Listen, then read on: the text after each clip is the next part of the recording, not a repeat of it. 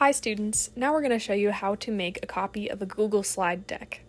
The first thing you'll do is access the slide deck through this link. Right now you're on view only mode, which means that when you click on a text box you can't type into it. What you have to do is go to File, Make a Copy.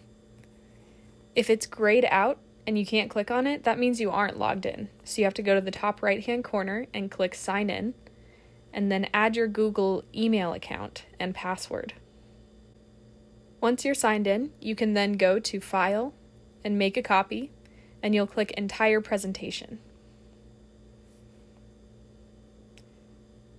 Then you'll change the name of this copy.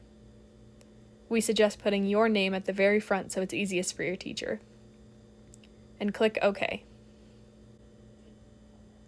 Now you'll see that your new name and your title are there and at the top. And if you open the original tab, you'll see you're still on view only mode.